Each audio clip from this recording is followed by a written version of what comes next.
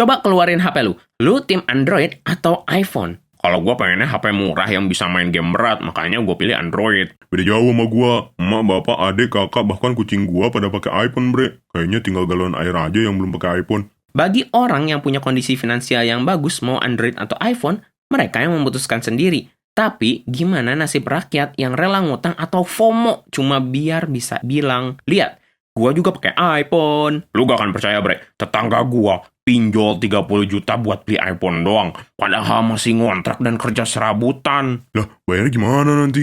Fenomena iPhone ini bukan hanya karena teknologi, bre. Tapi ada faktor kompleks lain seperti psikologi, sosial, ekonomi, dan strategi bisnis yang bikin lu secara wajib punya iPhone. Sini, kita jelasin. iPhone sebagai status, simbol, dan konsumsi ostentasif. Sosiolog Thorstein Veblen pernah ngomongin konsep conspicuous consumption, yaitu fenomena di mana iPhone gak lagi dianggap sebagai alat komunikasi, tapi juga sebagai simbol status, kesuksesan, dan kelas sosial. Orang yang punya iPhone dianggap udah berhasil secara finansial, walaupun dompet kering dan pinjaman bengkak, yang penting ada bobanya 3 biji. Produk dibeli bukan karena kebutuhan fungsional, tapi sebagai posisi sosial atau biar terlihat naik kelas di mata masyarakat. Kalau gue orangnya cuek sih, bre. Mau iPhone atau Android, yang penting lancar main game. Gue juga sebenarnya gak peduli mereknya apa, bre. Tapi karena keluarga gue pakai iPhone semua, ya gue juga ikutan aja. Poin selanjutnya persis banget sama yang lo alami, bre. Tekanan sosial dan konformitas kelompok. Penelitian menunjukkan kalau konformitas punya efektivitas 82% dalam membuat keputusan impulsif. Kalau teman-teman di sekolah, kolega kantor, atau keluarga pada pakai iPhone, lu bakal ngerasa tekanan yang bikin lu beli produk yang sama, biar gak kelihatan ketinggalan. Fenomena ini makin terasa dengan hadirnya media sosial. Feed lu penuh sama temen yang flexing iPhone baru, ngeliatin hasil foto atau video, dan juga integrasi antar ekosistem Apple.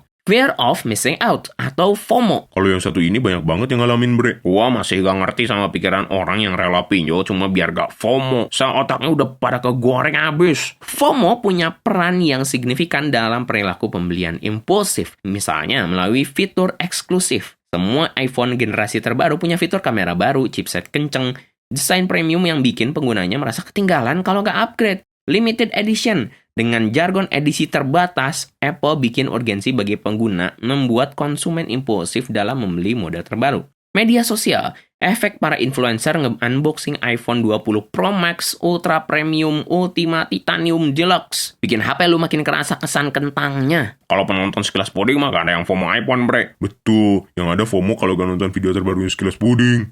Ekosistem Apple. Apple tuh nyebelin banget, bre.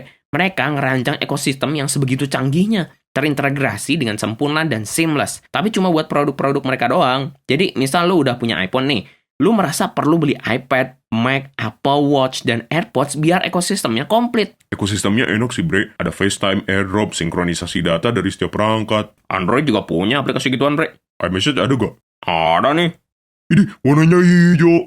Fenomena green bubble adalah salah satu mekanisme aneh yang efek psikologisnya kena banget. Saat pengguna Android mengirim pesan ke pengguna iPhone, pesan yang terlihat bukan gelembung biru, tapi hijau. Masalahnya sepele banget, guys, tapi dampak sosialnya masif. Mau lebih bagus, lebih mahal, atau lebih canggih dari iPhone, kalau bubble-nya warna hijau artinya lu miskin. Hal ini bukan salahnya Android, tapi Apple yang sengaja ngerancangnya kayak gitu biar Android user dianggap kelas bawah sama para pengguna iPhone. Ada temen gua dibully terus, bre, sama temen kerjanya karena gak punya iPhone. Sampai akhirnya dia maksain pinjam duit buat beli iPhone. Miris banget. Fenomena obsesi pada iPhone di kalangan masyarakat miskin dan menengah adalah hasil dari perpaduan psikologi manusia, desain produk manipulatif, strategi bisnis, dan perubahan budaya digital. Mereka tidak memilih iPhone sebagai pilihan rasional, tapi karena iPhone telah dikonstruksi sebagai marker kritis dari status sosial dan penerimaan. Kalau kalian gimana? Coba jawab jujur pakai HP Android atau iPhone. Alasannya karena apa? Jangan lupa berantem di kolom komentar.